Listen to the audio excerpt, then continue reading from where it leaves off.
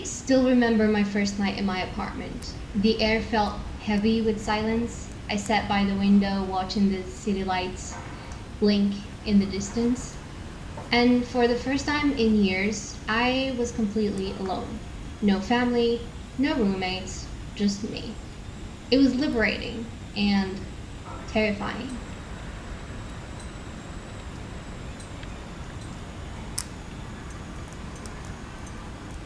I've always dreamed of living on my own, of having my own space and being free to truly be myself without any restrictions.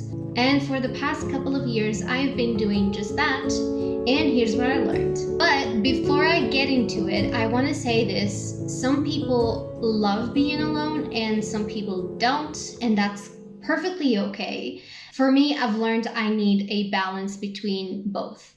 So recently my dad was visiting and he said something that stuck with me. He said that you need to make sure you don't lose touch with your communication skills and your sense of community. Well, at first I kind of just dismissed it, but the more I thought about it, the more I realized he kind of had a point, or at least to some extent.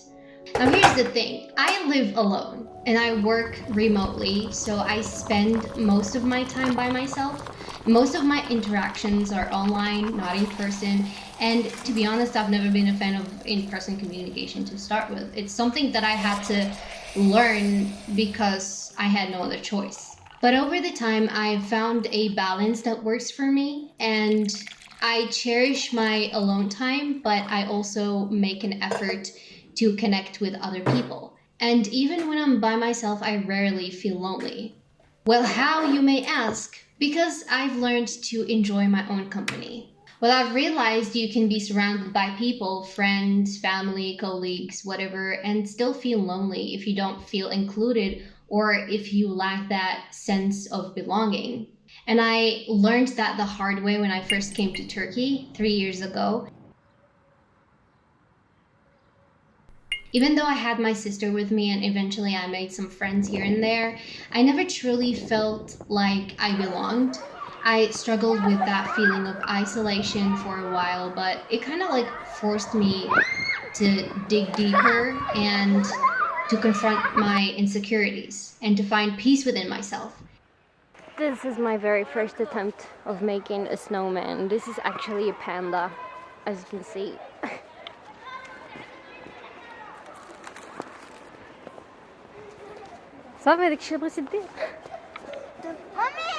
So today, as I was saying, was so much fun. I had so much fun with the snow. I'm heading back home now. That's it. That's all I wanted to say. Well, living alone has taught me something invaluable. The importance of being comfortable with who I am. I've spent hours, sometimes days, by myself, and I never felt bothered because I've built a strong connection with myself. Well, as a kid, I used to talk to myself quite a lot, and it was something that my classmates and I used to joke about. But looking back at that now, I think it was my way of staying in touch with my inner world. It might sound a little bit odd, but learning how to sit alone with your thoughts is a skill. It's not easy, and it's just any other skill, but the more you do it, the more you learn to enjoy your own company.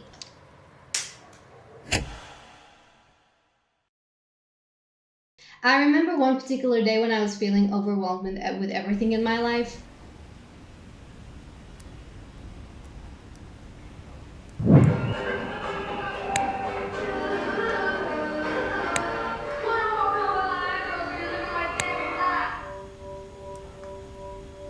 Here is a take on social media that you have never heard before. And instead of distracting myself with people or entertainment, I just decided to sit alone in my apartment. At first it felt a little bit uncomfortable, just me, my thoughts, and the silence. But as time passed, I started to feel a strange sense of clarity.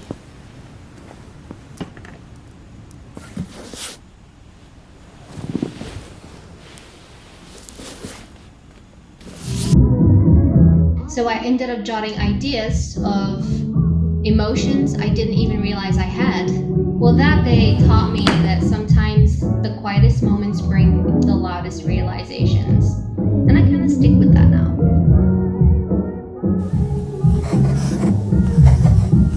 The more I've embraced solitude, the more I've realized that most of my creative moments happen when I'm actually sitting alone by myself.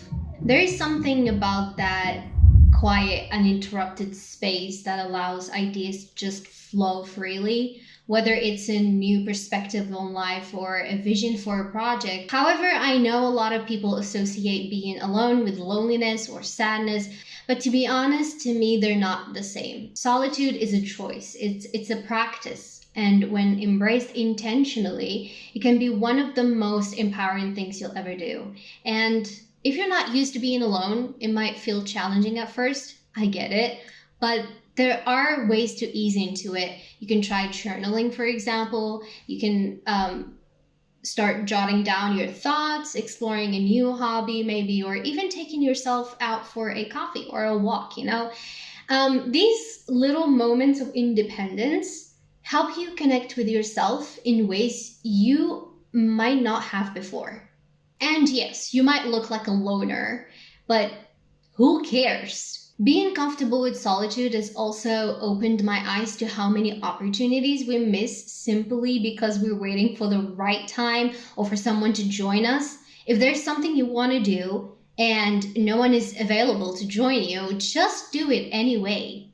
Don't wait. Go for it alone. And trust me, it's surprising how much we limit ourselves because we're waiting for the perfect circumstances. Well, of course, my dad's advice still rings true. Living alone can sometimes disconnect you from your sense of communication and reality. And that's why I believe in finding a good balance between solitude and connection. Solitude shouldn't really isolate you, it should empower you, I think. It inspires self-reflection, personal growth, and maturity, especially when it comes to acknowledging the parts of yourself you would rather avoid. We all have our toxic traits that we don't want to think about. But honestly, I'd be lying if I said it's always easy. It's not. There have been moments when being alone felt overwhelming and it felt a little bit lonely and pathetic even. I've come to realize that those moments are often signals, an invitation kind of to dig deeper and to face what I'm feeling instead of running away from it. And through those moments, I have grown, a teeny tiny bit stronger. So here's my challenge to you. If you've never tried it, you could start small. Sit in silence for 5 minutes. Take yourself for a coffee even if you don't want to sit at home. Write down the thoughts you're afraid to say out loud, maybe things that you need to address about yourself. The more you practice, the more you realize that solitude isn't something to fear, but it is a doorway to self-discovery. Just think about it. What if the one person you've been waiting for to connect with is actually you?